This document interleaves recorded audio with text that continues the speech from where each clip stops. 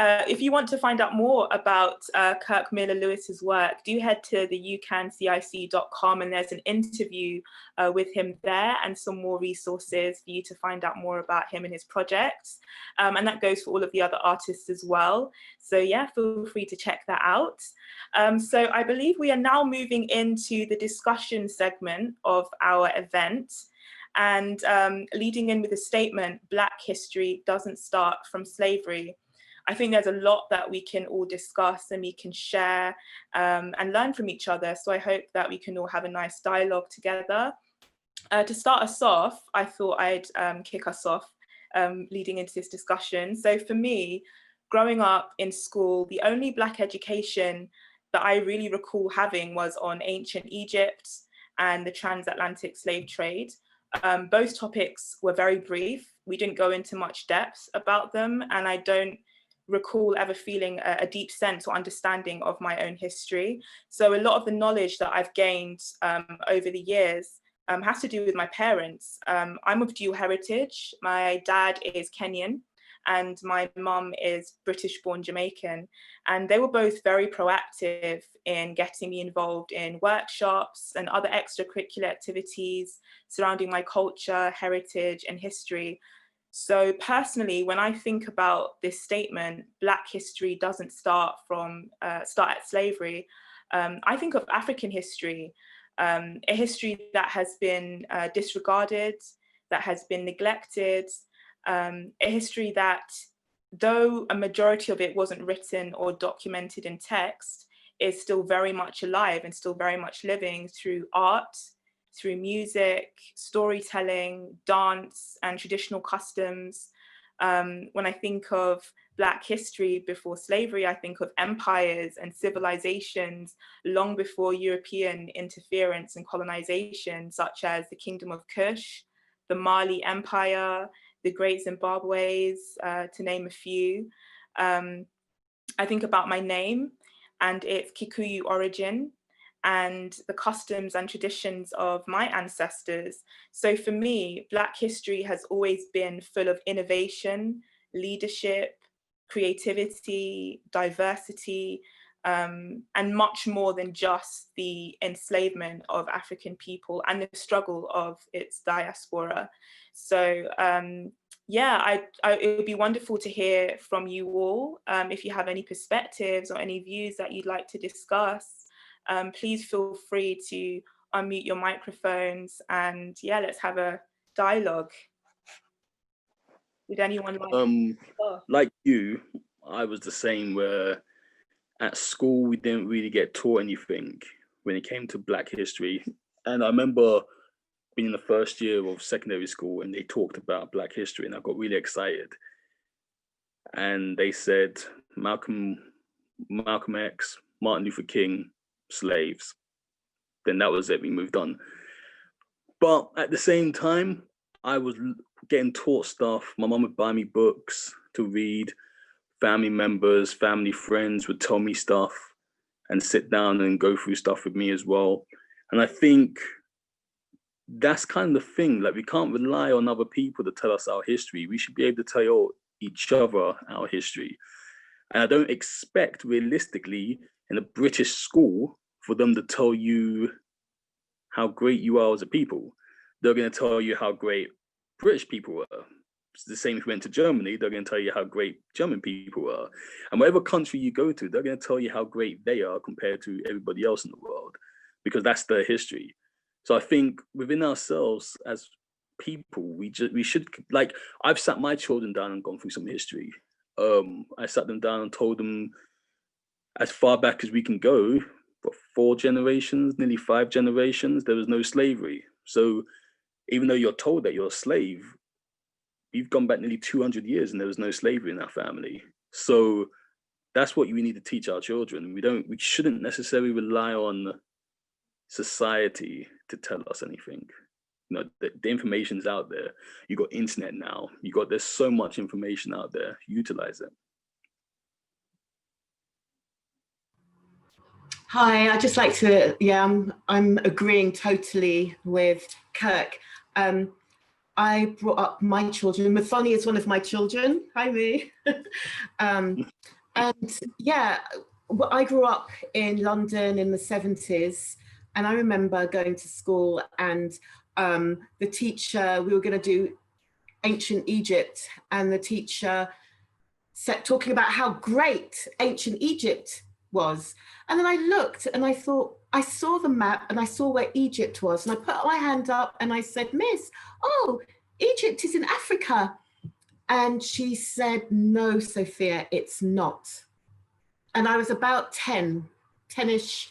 And I just, and what can you do? I'm not gonna argue with the teacher as a little girl. And I just went quiet. So this is what, this is going back in the 70s, early 80s. And yeah, growing up, some of you may remember Roots and all of that. And then, we all went to school the next day angry.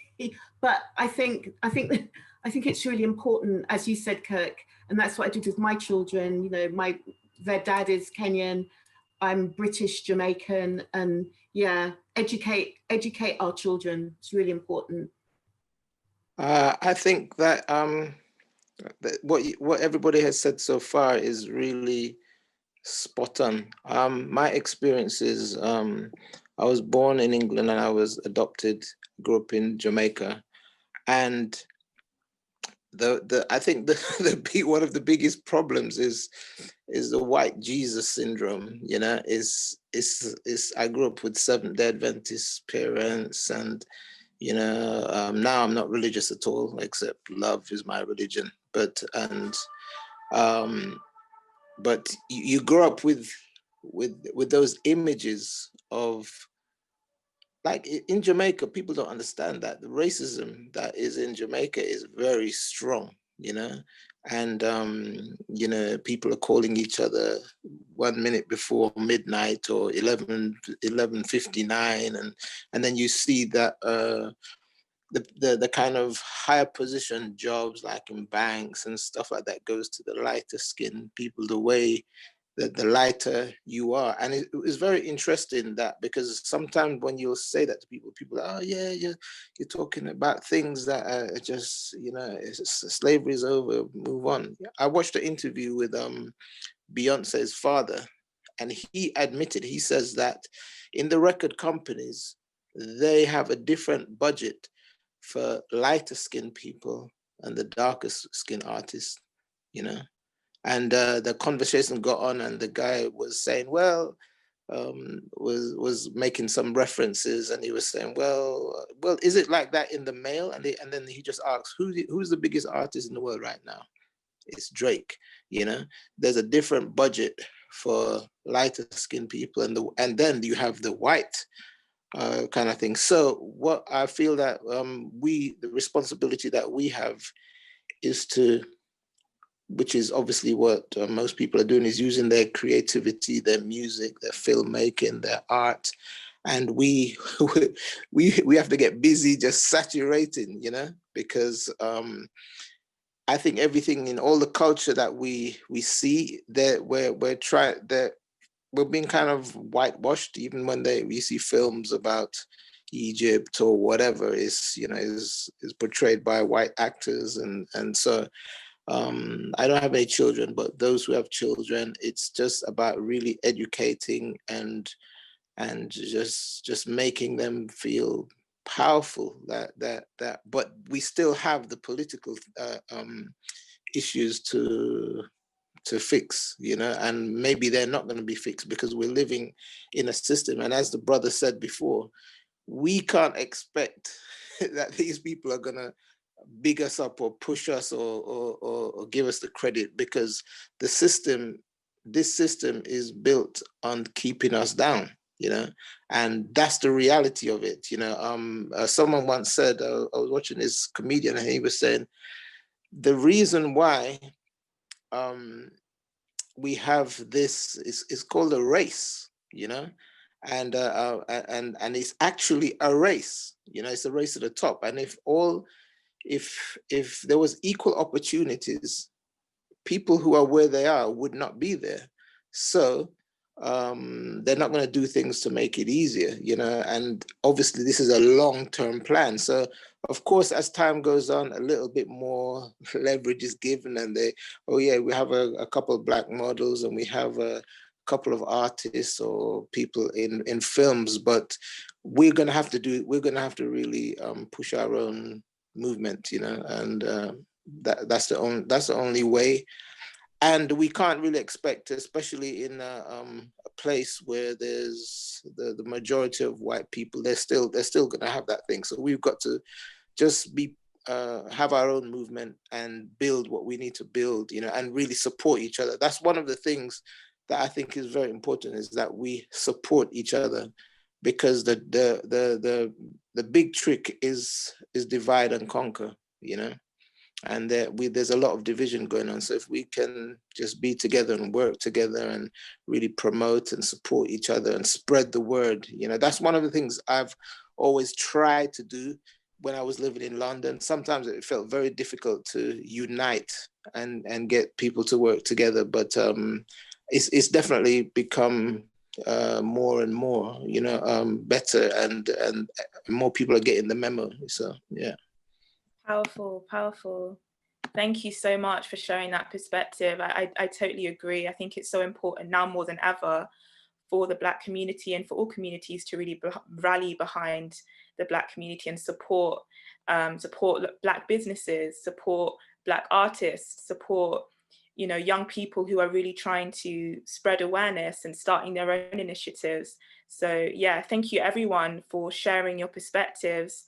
And that was a very insightful dialogue. And so I know it wasn't much time, so if anyone did have anything more to share, hopefully we can hear from you in future. I'm just going to move our program along. We now have the song Black Stars by Steve Wellington. So enjoy, everyone. Thank you.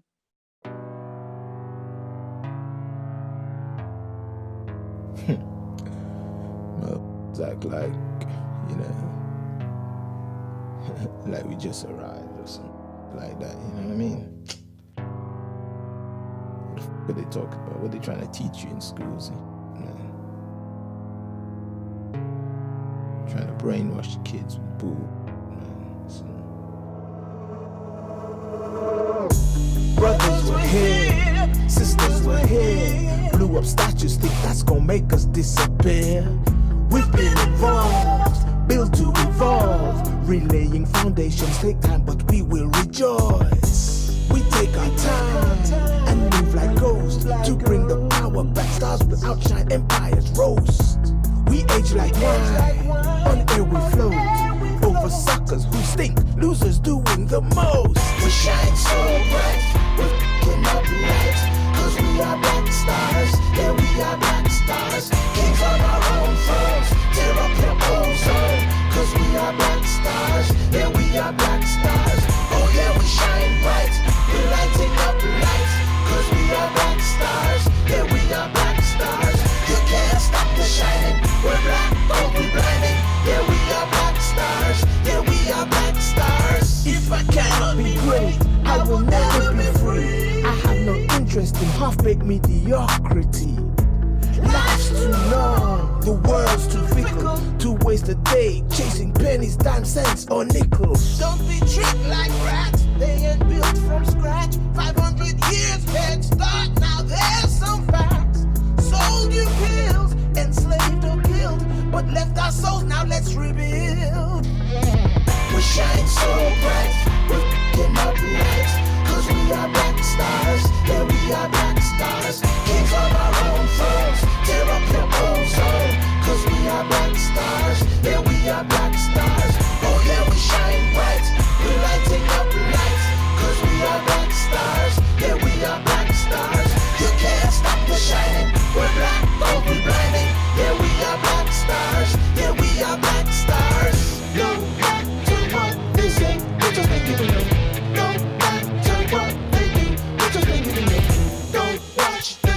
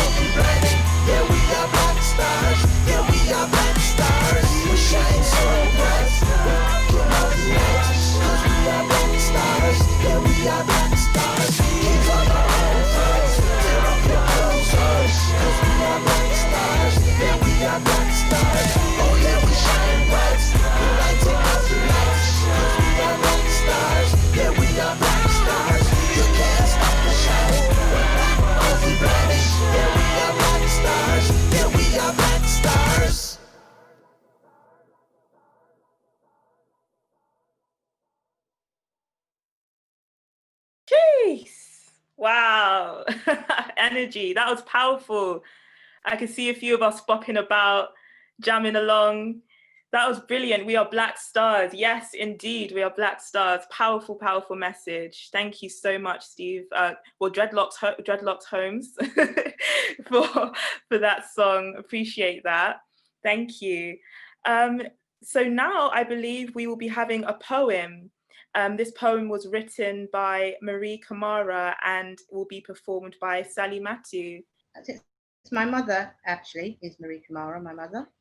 And she's 89 years old. And so that was her introducing herself. So her experience, as you can imagine, was very, very different. As was mine, as you know, we grew up in the 50s. So let's have a read. This is my mum's poem for Black History Month. Who are we? We're all the same. Is that a fact? I say that we are original, definitely born as individuals. We fight, we love, the same. Understood? It is time we need to make a stand. Yes, there will be conflicting situations. Remember, there are no limitations. Our rights must be prioritized on the agenda. Be aware to be strong, to be the defender. Our rights we must stand for unanimously, together for peace and harmony, steadfastly. For us, life is as it should be. Even now, people escape to be free. How many of you are willing to shout for freedom, justice for everyone? My friends, it's only just begun. The youth of today will not tolerate the past. Let them see into the future at last. Thank you. Wow. Thank you, Mum. Mum, that was wonderful. Thank you very much. I'm very proud to be able to read that. Thank you, Mum. Oh, thank you. Thank you so much. That was so beautiful. Such a beautiful poem, Marie. Thank you. I love that. What was it? The youth of today will not tolerate the past. Let them see into the future at last. Really powerful words. And I think is really the spirit that we need moving forward. Does anyone have anything they'd like to share from this evening that's really stood out to them, or just any feedback that they'd like to give? Hi there, Duval. Hi, can you hear me? Or... You can. Perfect. Yeah, and I was just going to say, yeah, thanks for organising this. This is a really good collaboration and conversation, good dialogue as well, really good positivity spreading. And I think it's important to keep the positivity spreading, actually, because that's where you're going to really, you know, succeed in life and bringing everyone together. It's all about succeeding together and thinking of each other. But one of the things this year for me that's really stood out is supporting each other.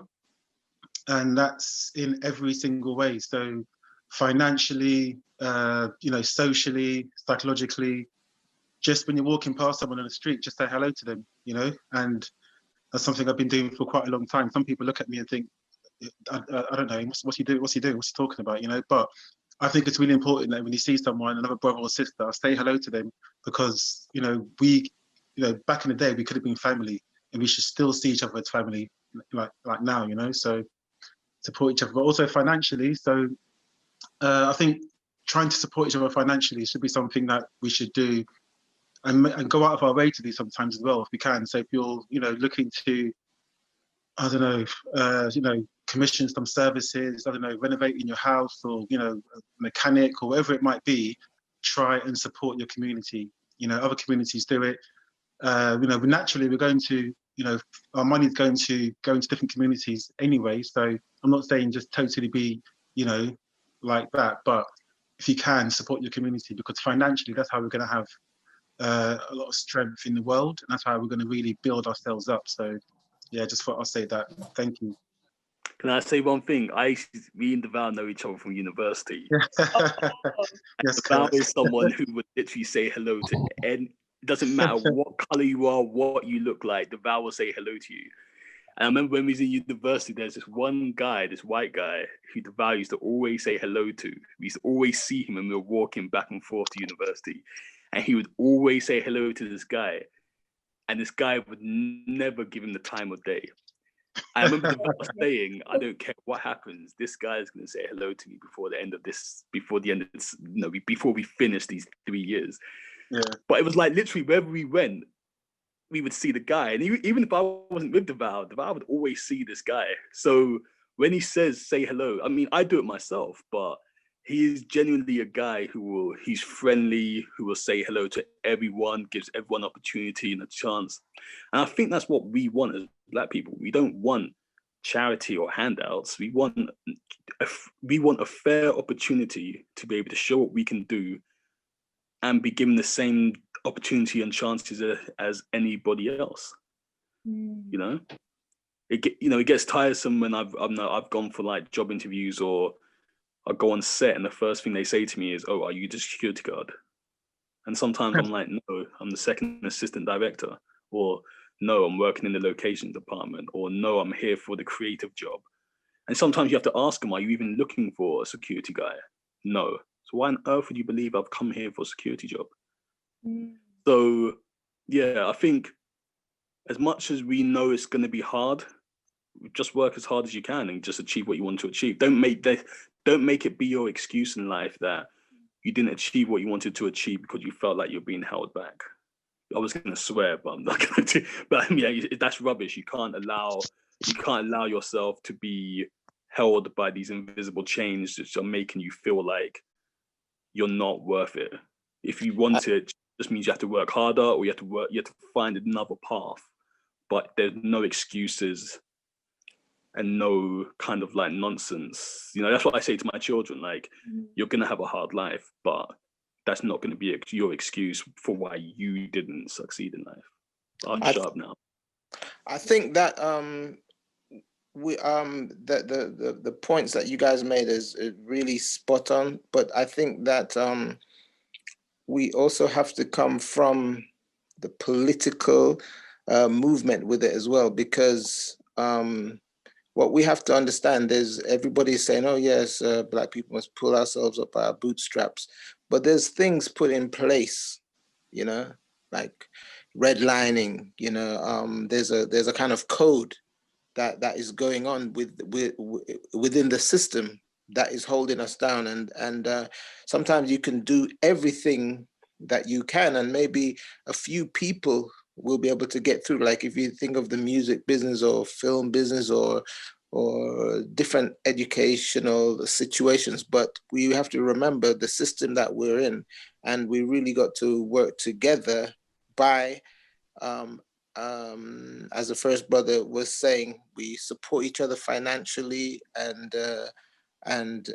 in all other areas, so that we really have something, that we have some kind of leverage, you know, that people are going to be like, okay, so that we can go to the political level and say, okay, well, if you want us, we're not going to be divided, so that you can just pick off who you want over there, and you're not going to just take us and give this person a whole bunch of money but leave the whole community. We have to do things in place where we're really moving as a team. Like, we have to really work together and really support our own, so that we have leverage, and then when you have that leverage, then you can reach out. Because I think as Black people, we're naturally kind of, I think, very friendly, very open, very loving. You know, we love every race, you know what I mean? But sometimes we love everybody else to our detriment, because we love everybody, but the love is not always reciprocated, you know, and you don't love people just to get love back. But if you're getting hate back, you know, you've really got to decide, okay, let's work together and make ourselves strong, you know, then we can negotiate with everybody else, you know what I mean? Absolutely. Very briefly, I think Fela's got some work to show us, but yeah, go ahead, please. I just wanted to I agree with everything all the guys said, and there really is, but I think we need to be, we need to be a bit honest with ourselves, because there is a problem amongst our community where we don't always support each other. I've had many conversations with women and men, Black women, where they deliberately won't go to a certain restaurant, especially from people that from the same route from them. And I don't know why that is. It's almost like they call it the crab mentality, where one person gets out, but the rest can't. So you have the ones that made it, they don't want to help other people. And then the ones that just don't want to help anyone because they're a one-man show. Now, I know this obviously stems of historic things that have happened that made it that way, but we have a responsibility to ourselves to fight that and to get together and break past it and start building empires.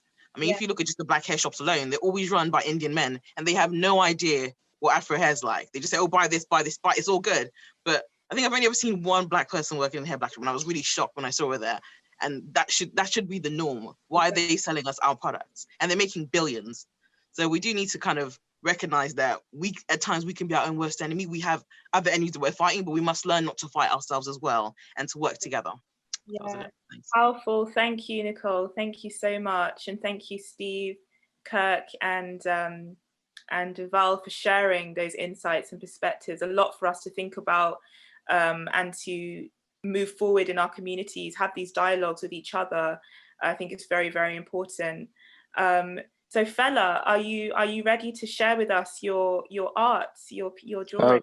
Yeah. Sorry for the wait. It was just taking time. So I would have shown my Instagram. So I did draw Jay-Z.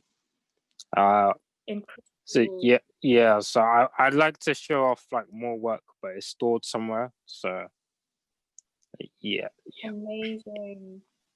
Fantastic. And what kind of mediums do you like to use, if you don't mind me asking? Is it sketching, painting? What's your preferred? Sketching, like drawing. I do painting sometimes, but it's usually just drawing regularly. Yeah. Awesome. Thank you so much, Fela, for sharing. You also check out more of Fela's work on the website as well. I believe we've got some images and some more links there for you to check out what you do. So that's incredible, beautiful. Keep it up, keep doing what you're doing. Continue, sharing your work with everyone, inspiring everyone. It's amazing. Our evening together, it's been such a powerful exchange, really, really powerful exchange. And I'm just so grateful to have shared this evening with you all. I'd just like to thank each of the artists who contributed to the exhibition. All of their work is available on the UCANCIC.com website, along with some other links, resources, and interviews as well. So you kind of get a better idea or a deeper idea of the work that they're doing and the projects that are to come. So yeah, just a round of applause for all of our artists. Thank you so much. Thank you, everyone. I'd also like to thank all of you for joining. Everybody who's tapped into this Zoom call this evening to hold space for each other, to listen, to exchange dialogue with each other. So a round of applause for yourselves for coming this evening. Thank you. Appreciate the support. I'd also like to thank the UCAN team, the tech support team, the designers who created the wonderful flyer that went out and who created our wonderful website, and the content creators and everyone who's been working tirelessly behind the scenes to put together this event. So a huge round of applause to you. Thank you. Thank you so much. And I'd also like to thank our sponsors, Electric Cinema, Graceful Heritage, and I believe Federica D'Estasio for the tickets, handmade masks, and other gifts that we will be giving away. So to have a chance to win any of these wonderful prizes, got a feedback form on the UCANCIC.com website. It will only take a few minutes. I believe there's only 2 questions on there. Your feedback is deeply, deeply appreciated and will help us move forward in bringing more projects together, informing others about the work that we're doing, and also other workshops as well. So this is it. Thank you very much, Ali, for screen sharing that for us. So yes, definitely drop us your feedback in there. This feedback form is connected to a free raffle. So if you want to win yourself a little prize, drop us your feedback and the winners will receive an email, and they will also receive their gifts from our wonderful sponsors who are there on the screen. So once again, thank you so much to everybody, and to the London Borough of Kensington and Chelsea, and to all of you once again, thank you so much for joining. And for Maribel and her incredible efforts at putting this together, thank you, and all of the team involved, and to all of you, Have a wonderful week ahead. Black History Month is every month, in my opinion. This conversation needs to continue. This dialogue needs to continue. So let's move forward, inspired and motivated and encouraged to really move forward and tackle this issue of racism within our communities. So thank you all, everyone, and have a wonderful evening.